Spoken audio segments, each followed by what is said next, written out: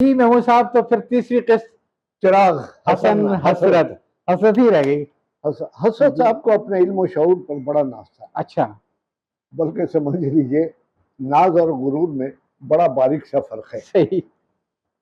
اور یہ بے سبب بھی نہیں تھا. غالب کہہ گئے ہیں کہ بے خودی بے سبب نہیں غالب. سو وہ اپنے علم و آگہی میں ڈوبے رہتے تھے. کسی جگہ بھی مصالحت پر آمادہ نہیں تھے.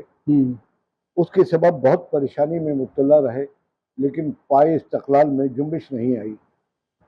شورش مزید لکھتے ہیں 4 ماہ تک وہ ہوائی قلعے بناتے رہے، پھر کراچی چلے گئے. وہاں ریڈیو پر معقول مشاعرہ ملنے لگا، قومی پروگرام کے انچارج بن گئے.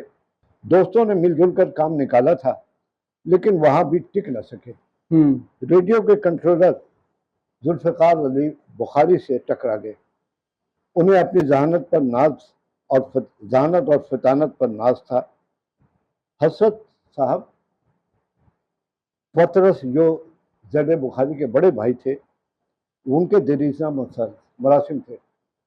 اس کی بنا پر وہ انہیں برخوردار سمجھتے تھے. یہاں پھر میری زبان میں ہمارا تبصرہ یہ ہے کہ حسرت صاحب غلط اندازے کا شکار ہو گئے.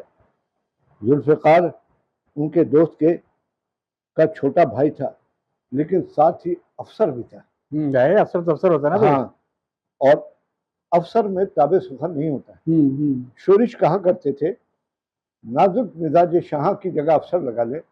نازک مزاج شاہاں تابع سخن نہ دارد. تابع سخن نہ دارد. وہ صرف فرما برداری کے خواہاں ہوتے ہیں. صحیح. کسی نے پوچھا ان سے کہ ذوالفقار کیسے شاعر ہے؟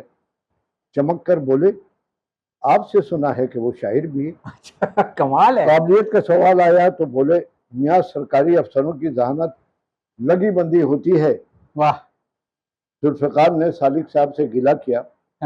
سالک نے ان سے پوچھا تو بولے سالک صاحب، اور سالک کے سالک کو کھینچتے ہوئے کہا ذوالفقار مجھ سے توقع رکھتا ہے کہ میں اس کے سامنے اپنی تحریریں لے کر پیش ہوں جی، اور اس سے مشورہ کروں. یہ مجھ سے نہ ہو سکے گا. سالک صاحب نے ذوالفقار کو سمجھایا. ذوالفقار جنہیں ہم لوگ بخاری صاحب کہتے ہیں، جی زید بخاری کے نام سے. ہاں، بات آئی گئی ہو گئی، لیکن اونٹ کسی کروٹ میں بیٹھا. ایک دن حسرت صاحب نے شورش کو خط لکھا آج میں نے ریڈیو سے علیحدگی حاصل کر لی. اچھا. بھاری پتھر تھا، اٹھ نہ سکا، چوم کے چھوڑ دیا. آگے کی کہانی یہ ہے کہ اس اسنا میں امریکہ کے ایک طباعتی اشاعتی ادارے سے معاہدہ ہو گیا. گرا قدر معاوضہ، تاریخ کی کتابیں دن میں 2-4 گھنٹہ ترجمہ کیا، 100-125 کمایا. شام کو وہی تللے. کراچی میں شراب پانی کی طرح بہتی تھی. ہرچے بادہ باد، عمدہ شراب، نفیس کھانا، حسن کے تخلیے، بالا خانوں پر مجرے انہی چیزوں کے لیے روپیہ کماتے اور انہی چیزوں پہ گوا دیتے. بابر واحش کوش کے عالم دوبارہ نیست. تھوڑا بہت پسنداز بھی کیا، لیکن زیادہ تر انہیں لٹانے میں لطف آتا تھا. کراچی میں انہوں نے شراب نہیں پی، بلکہ شراب انہیں پیتی رہی. شراب انہیں پیتی رہی. حسرت پر اچانک شراب نے حملہ کیا. تو سالک صاحب نے اس خیال سے کہ شاید لاہور جا کر اعتدال پیدا ہو، انہیں لاہور جانے کا مشورہ دیا. شورش کو حسرت صاحب نے، یعنی شورش کاشمیری کو چراغ حسن حسرت نے خط میں لکھا کہ کراچی میں بیمار تو ہو سکتا ہوں لیکن مرنا نہیں چاہتا، تو مرنے کے لیے لاہور آ رہا ہوں. قلم کے کام تو ان کے لیے بہت سے تھے، لیکن وہ سہل نگار ہو گئے تھے. کسی ضابطے سے کام نہیں کرتے. انہیں نوجوانوں میں بیٹھ کر گپے ہنگنے میں جو لطف محسوس ہوتا وہ قلم کی تخلیہ یا کتابوں کی خلوت میں نہیں ہوتا. لاہور آ کر دوبارہ کافی ہاؤس کو اڈا بنا لیا. سر شام چلے آتے اور اس کے بند ہونے تک محفل جماتے. کام کوئی نہ تھا جو پسنداز کر کے لائے، خرچ کرتے رہے. جو لوگ گرد و پیش جمع ہوتے ان میں زیادہ تر تو کاروباری لوگ تھے یا سیاسی. صحافی یا ادبی آٹے میں نمک کے برابر. البتہ مذاق سب کا ادبی تھا اور سیاسی بھی اکثریت ان لوگوں کی تھی جن میں محاورتاً 5 عیوب شرعی تھے.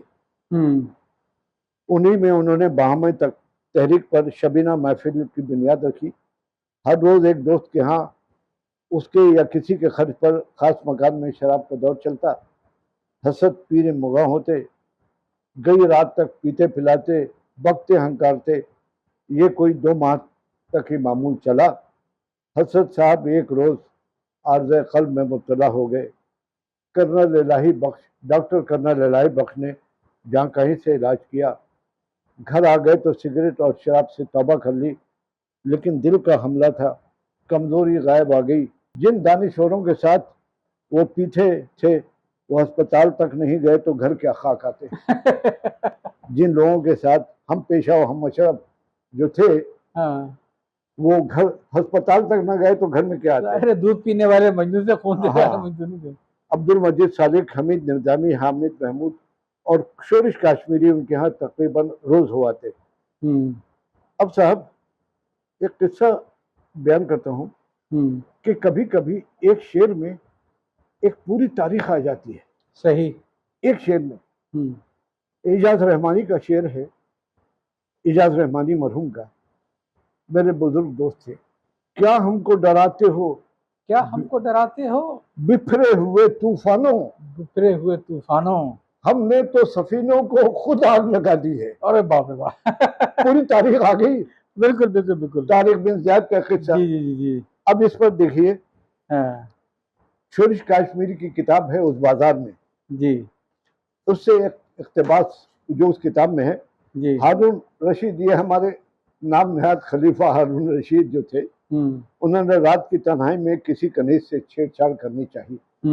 اس نے صبح پر ٹال دیا. صبح ہی تو ہارون نے بلوایا، وہ حاضر ہو گئی. ہارون نے وعدہ شب یاد دلایا.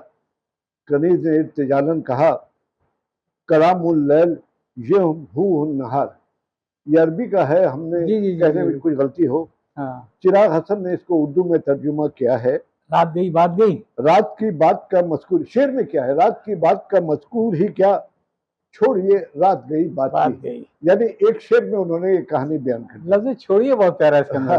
چھوڑیے رات گئی بات گئی. یہ بھی ان کا فن ہے، اور یہ ان کا مصرع چھوڑیے رات گئی بات گئی یہ ضرب المثل بن گیا. جی جی. ان کے اکثر اشعار لوگوں کی گفتگو کا باعث بن گئے. ایک ان کی غزل ہے، وہ ہے، آپ پڑھیے گا بعد میں، آؤ حسن یار کی باتیں کریں، زلف کی رخسار کی باتیں کریں. یہی، اور وہ مائیا بھی کہتے تھے. مائیا، باتوں باغوں میں پڑے جھولے، تم بھول گئے ہم کو، ہم تم کو، ہم تم کو نہیں بھولے. ہاں بھول گئے ہم تو. طویل ہے لیکن اتنا وقت نہیں ہے. حسرت صاحب کا مطالعہ بہت تھا. وہ مطالعے کے شوقین تھے. قدمہ کے ادب کو اپنے حافظے میں اتار لیا تھا. اس طرح پڑھا تھا جس طرح صحاف ستہ کے طلبہ حدیث پڑھتے ہیں. فسانہ آزاد اور طلسم ہوش ربا کی تمام جلدیں بچوں کی طرح پڑھیں اور ان کے الفاظ و معانی پر اور محاورے پر روز مرہ پر قادر ہو گئے. ان کے ساتھ ایک کمرے میں کافی عرصے تک رہنے والے ایک دلبر حسن مسحور کی روایت ہے کہ حسرت ہر لحظہ مطالعے میں مطلع رہتے. ان دنوں فسانہ آزاد دوبارہ ان کے زیر مطالعہ تھا.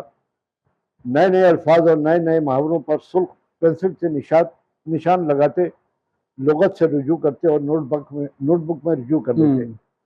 برسوں تک ان کا یہی شعار رہا. تمام ادب چھان مارا، شاعری اور نثر دونوں کے نباز ہو گئے. حکیموں کی طرح نباز ہوتے ہیں نا.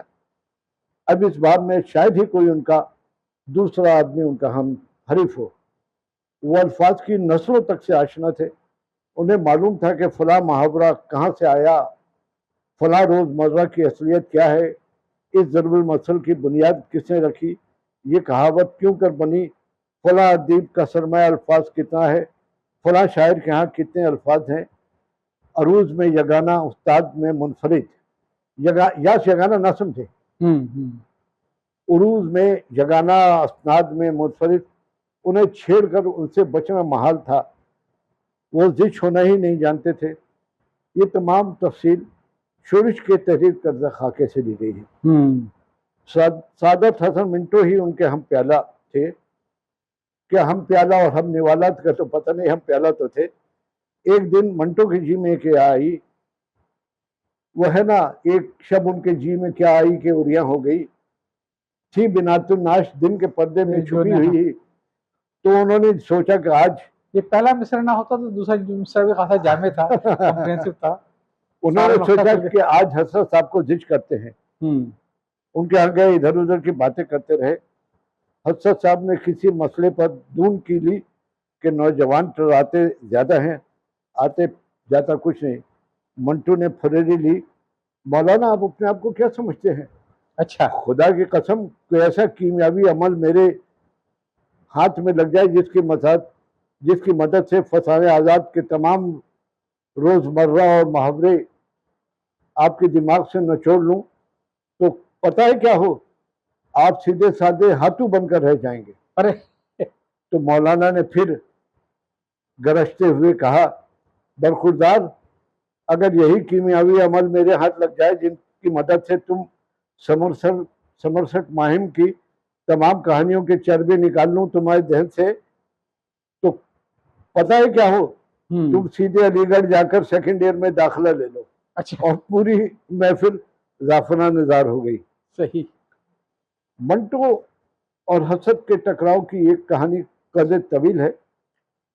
ساقی کے مدیر شاہد احمد دہلوی نے اپنی کتاب گنجینہ گوہر میں تحریر کی ہے کہ منٹو کے خاکے میں ان کا خیال ہے شاہد احمد کہ منٹو کو بہت بہکا ہوا تھا، شیخی خور اچھو چورا سا آدمی، اچھا، اپنی تعریف کہنے میں کم نہیں تھا، اس میں سما گئی تھی، اس کے آگے اس کا کہنا تھا۔ ایک دن مزہ آیا جب چراغ حسن حسرت سے منٹو کی ٹکر ہو گئی۔ واقعہ دلی ریڈی کو ہے جہاں اتفاق سے سبھی موجود تھے، چائے کا دور چل رہا تھا، حسرت صاحب اپنی علمیت سب پر گھانٹ رہے تھے، ذکر تھا سمرسٹ مہم کا جو منٹو کا محبوب افسانہ نگار تھا، اور مولانا جھٹ بات کر اپنی عربی فارسی کو لے آتے تھے، یعنی انگریزی سے کاٹ کر کے، اور لگے اپنے چڑھونے انداز میں۔ مقامات حریری میں لکھا ہے، پھر منٹو سے کہا آپ نے کیا پڑھی ہوگی، عربی میں ہے یہ کتاب دیوان حماسہ، اگر آپ نے پڑھا ہوتا، مگر عربی آپ کو کہاں آتی ہے۔ اور حسرت نے تابڑتوڑ کئی فارسی کتابوں کے نام گنوا دیے۔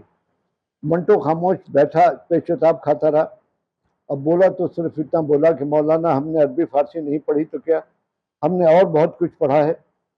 بات کچھ اور بڑھ جاتی لیکن کرشن چندر وغیرہ نے بیچ میں پڑھ کر موضوع بدل دیا۔ اگلے روز جب سب جمع ہوئے تو حسرت کے آتے ہی بھونچال ہو گیا۔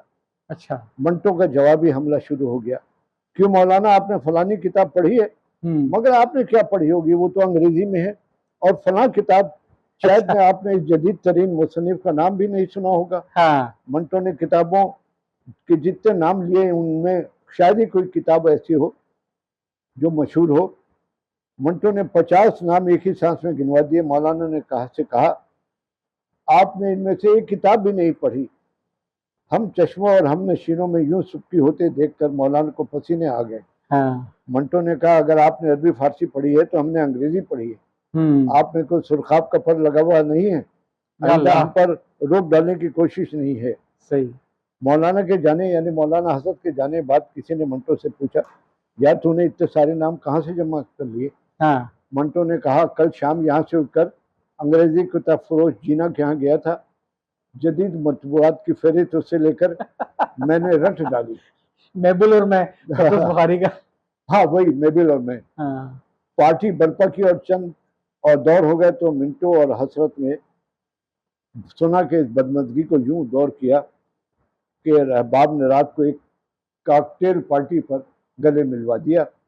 پارٹی برپا ہوئی اور جب چند دور ہو گئے تو منٹو اور حسرت نے اس بدمزگی کو یوں دور کیا کہ ان کو گلے ملوا دیا۔ منٹو نے کہا مولا تم بھی فراڈ ہو اور میں بھی فراڈ ہوں۔ منٹو کا ایک تکیہ کلام فراڈ تھا۔ نور میم راشد کو بھی اس نے کہا کہ مولانا تم فراڈ ہو، تو منٹو نے کہا نہیں، حسرت نے بولا نہیں ہاں تم ماہم ہو. منٹو نے کہا حسرت صاحب سے تم خلدون ہو, اور ہاں. یوں ایک دوسرے کے گلے لگ گئے. واہ. اب یہیں پر اگرچہ کہ شاید احمد دہلوی کا اقتباس ذرا لمبا تھا, یہیں پہ ختم. شکریہ. یہ قصہ ختم ہو اب گیا. تیسری قسط ختم. تو چلیے یہ تیسری قسط ختم ہوئی. اب انشاءاللہ اگلی بار یہ آپ کا سلسلہ چراغ حسین ست کا مکمل ہو جائے گا.